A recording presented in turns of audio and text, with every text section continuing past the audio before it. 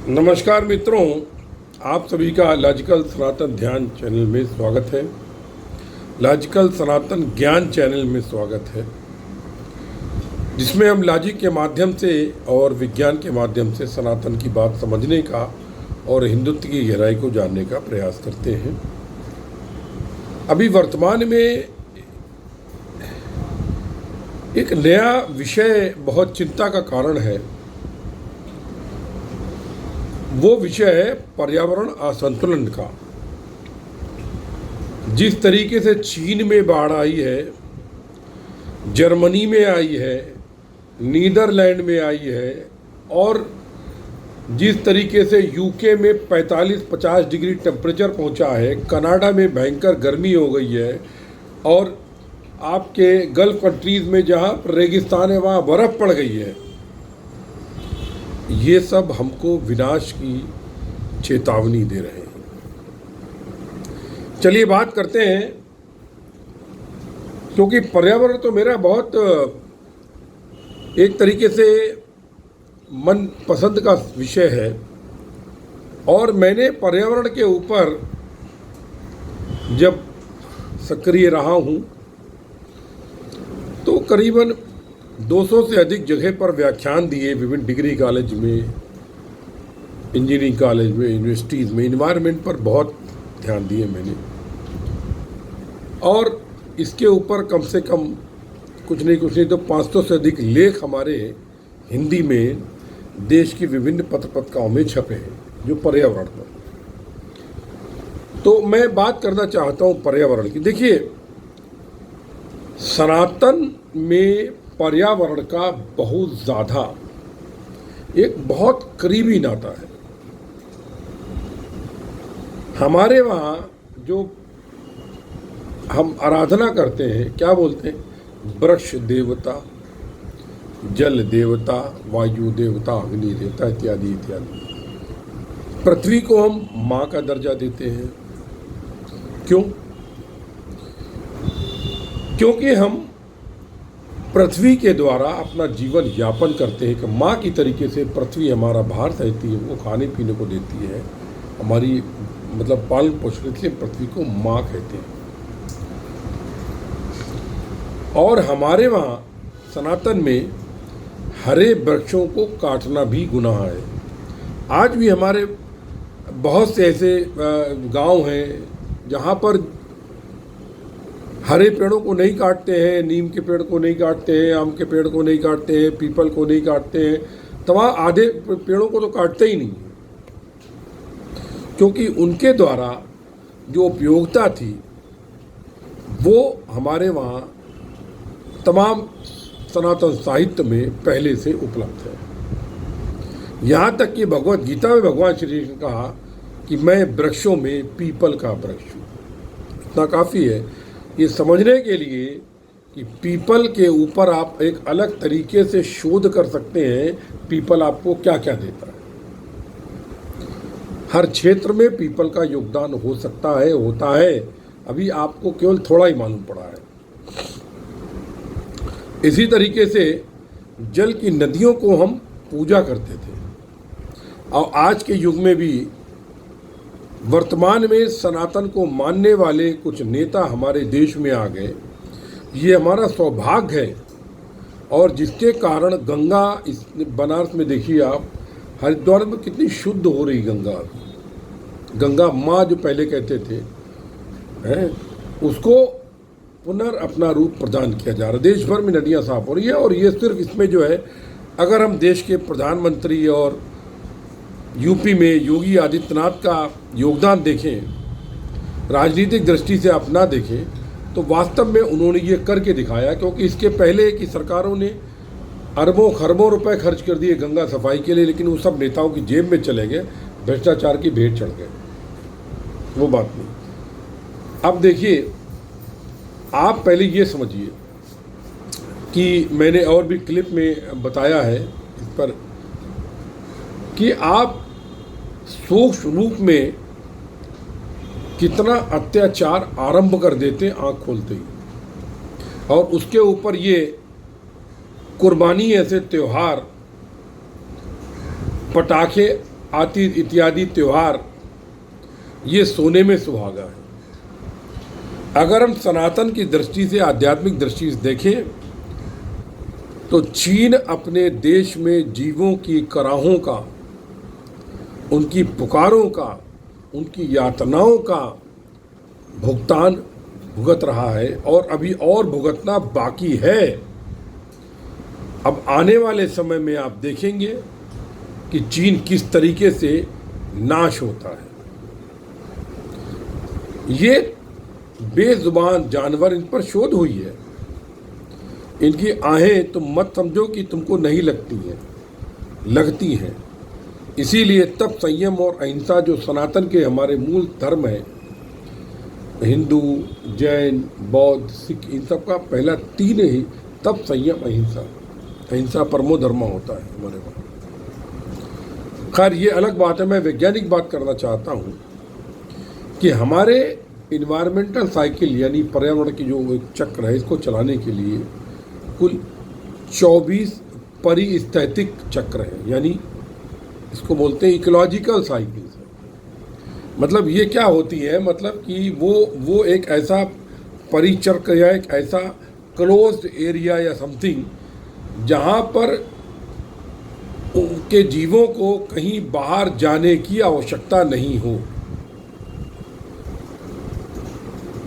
वो परिस्थैतिक साइकिल है। मतलब वो मतलब जैसे कि आप एग्जाम्पल लीजिए, आप किसी जगह पे गए, वहाँ पर आपने जो उगाया वो खाया, उसके बाद फिर जो निकला उससे आपने खाद बनाई, फिर कुछ उगाया।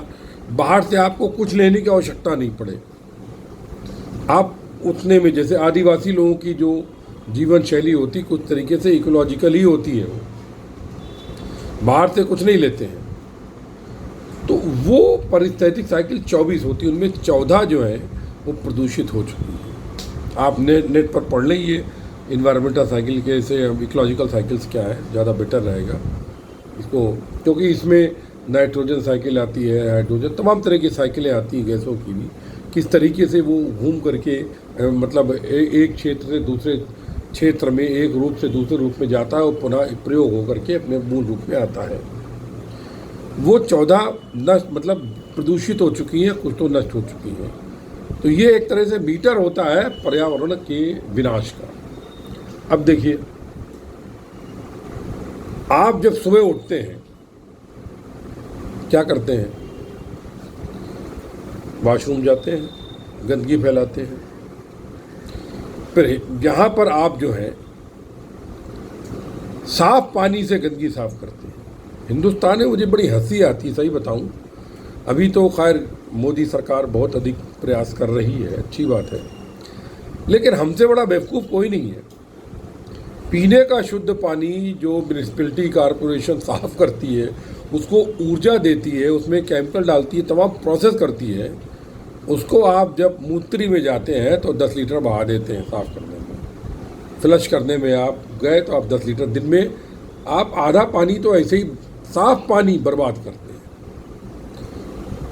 मैं आपको दिखाऊं, मैं अपने घर में, मैं सोसाइटी में रहता हूं, मेरा रो हाउस है, और एकमात्र मैं हूं शायद पूरे एरिया में जिसने कई हजार रुपए लगाकर बरसात के पानी को पिछले 3-4 साल से मैं रिसाइकिल कर रहा हूं। जब बरसात आती है, मेरे घर में बाथरूम का पानी, सफाई का पानी, बर्तन इत्यादि धोने का पानी बरसाती होता है।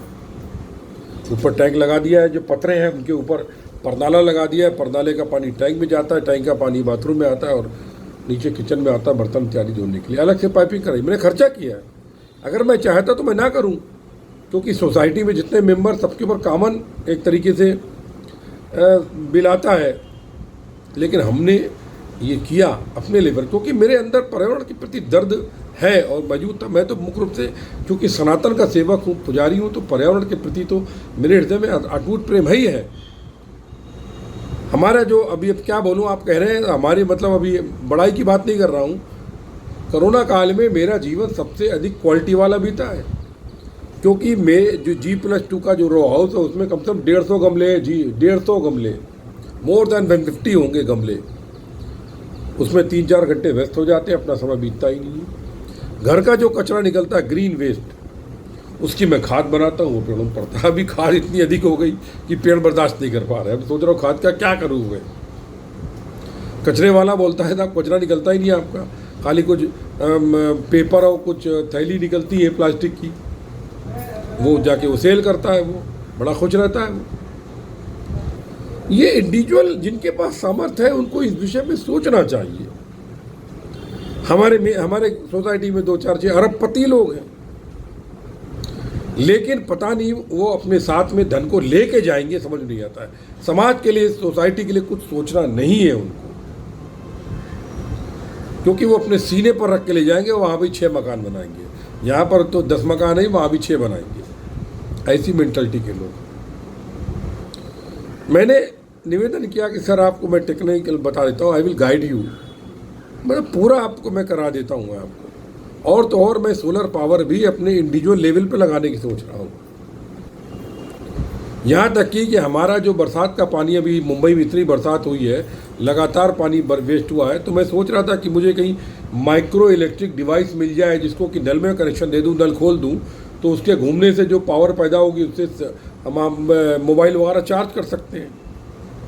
लेकिन वो मुझे डिवाइस प्रॉपरली मिल नहीं पाई अभी, कि वो जब ऊपर से पानी गिर रहा है प्रेशर से, तो उससे जो घूमेगा रोटर वो इलेक्ट्रिसिटी पैदा करेगा, उसको कहीं स्टोर कर सकते हैं किसी सेल वगैरह में। और 10-15 वोल्ट तो आसानी से पैदा हो ही सकता है, क्योंकि इतना पानी, इतनी हाइट है। ये मिनी लेवल पर विद्युत, क्योंकि आप सोचिए कि जब आप सुबह पैदा होते हैं, आपने सबसे पहले गंदगी करी, ठीक है, फिर आपने क्या किया, ब्रश किया। ब्रश में क्या किया, जो प्राकृतिक संसाधन है उनका इस्तेमाल किया, केमिकल इस्तेमाल किया। फिर क्या किया, कुल्ला किया, पानी गंदा कर दिया, भेज दिया पानी। और उसके बाद आपने दाढ़ी बनाई।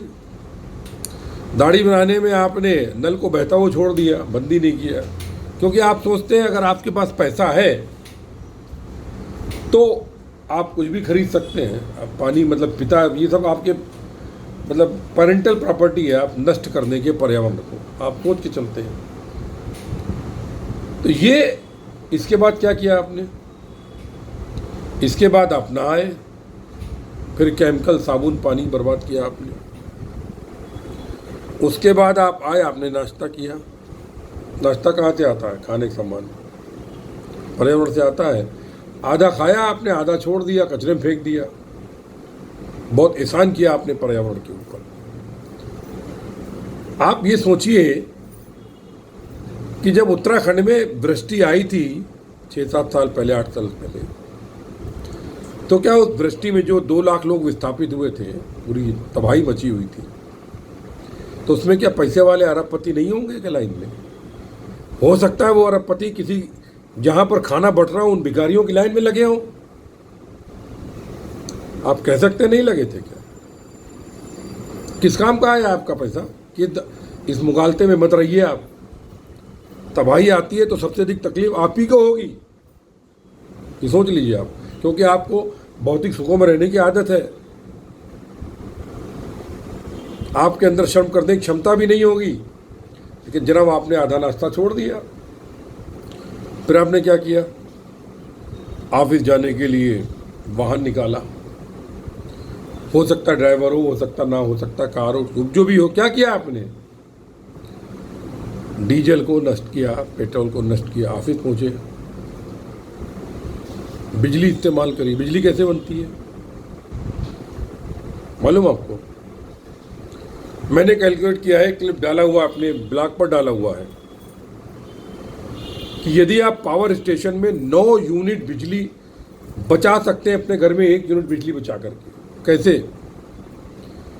नॉर्मली अगर हम थर्मल पावर की बात करें, थर्मल प्लांट की एफिशिएंसी कितनी होती है, हीट इंजन कार्नट साइकिल कितनी होती है, 30% मैक्सिमम। यानी आप 100 यूनिट के बराबर का कोयला जलाएंगे तो 30 यूनिट बिजली का, फिर उसने टरबाइन चलाया, भाप बनाई, उसके बाद ट्रांसमिशन की वो आपके घर तक, उन सब की एफिशिएंसी लगाइए आप। ट्रांसमिशन में 35% तक इंडिया में लॉस होता है पावर का। आपके घर में लाइट आई, आपने उसको किसी इक्विपमेंट में डाला, उसकी एफिशिएंसी जनाब 10 यूनिट बिजली के बराबर वहाँ पर संसाधन प्राकृतिक संसाधन नष्ट हुआ है, आपको 1 यूनिट मिली है घर में और वो आप बर्बाद कर रहे हैं। क्योंकि अगर पैसा है, आप मीटर पे कर सकते हैं, इसलिए आप बिजली उड़ने दीजिए, जलने दीजिए। बच्चों को अच्छी आदतें मत सिखाइए, बेटा बिजली बर्बाद मत करो, पानी बर्बाद मत करो। पानी भी कहाँ से आता है? पंप चलता है, इलेक्ट्रिसिटी कास्ट होती है उसमें, उसकी भी कास्ट होती है, कास्ट ऑफ प्रोडक्शन जिससे बोलते हैं। लेकिन आपको चिंता नहीं है, करो बर्बाद। और तो और मैंने ये देखा, जब मैं मुंबई में आया था उस समय पानी बहुत सीमित आता था 1985-86 में, लेकिन फिर भी सिडको में जो लोग रहते थे हमारे अड़ोसी पड़ोसी, नल को ट्यूब में लगा के उस नल से नाली साफ करते थे, नाली का पानी कचरा बाहर, खेल करते थे पानी बर्बाद करके। मैं तो कहता हूँ पेट्रोल का प्राइस कम से कम 250 रुपये लीटर होना चाहिए। It should not be less than. अगर हमें पर्यावरण सेव करना है तो पेट्रोल की कीमत कम से कम 250 रुपये लीटर होनी चाहिए। बिजली कम से कम 15 रुपये यूनिट, 20 रुपये यूनिट होनी चाहिए। आप ठीक है गरीबों को आप फ्री में दे रहे, दे, आपको मना नहीं करते। जो समर्थ लोग हैं सबसे अधिक पॉल्यूशन वही करते हैं। मुंबई के अंदर एक फ्लैट बना हुआ है जिसको हम अंटिलिया बोलते हैं, मुकेश अंबानी का। एक दिन में उनको 2 लाख लीटर पानी चाहिए होता है मिनिमम। 5 लोगों का परिवार है, 500 लोगों की फौज लगी है सेवा के लिए। चलो वो तुमने एक तरह से एम्प्लॉयमेंट जनरेशन किया, ठीक है, अच्छी बात है। 5 लोगों को 2 लाख लीटर पानी चाहिए। 1000 जो गाड़ियां हैं, जो 5 लोगों को ये चाहिए। वास्तव में सरकार को चाहिए कि जो अतिरिक्त खर्च करता है उसके ऊपर वो 10 गुना टैक्स ला दे। ऑर्डिनरी आदमी को अगर 1 लीटर पानी मिलता है 50 पैसे का, तो उन जो बर्बादी करते हैं उनको चाहिए 10 रुपये लीटर दे, तब पर्यावरण बचेगा। मित्रों, मैं पर्यावरण के ऊपर अभी पूरी सीरीज बनाऊंगा, आपको बताऊंगा, क्योंकि आप अभी तक केवल दफ्तर में बैठे हैं, आपने पंखा एसी चलाया है और वहाँ पर आपने किस तरह की बर्बादी करी है। दफ्तर में बैठकर आप जो पर्यावरण का विनाश कर रहे हैं बैठे बैठे, उसके विषय में मैं आपको बताने का प्रयास करूँगा। इन्हीं शब्दों के साथ जय गुरुदेव, जय माँ काली। आप सभी के हृदय में उपस्थित परम ब्रह्म को नमस्कार करता हूँ। सर्वत्र ब्रह्म सर्वस्व ब्रह्म।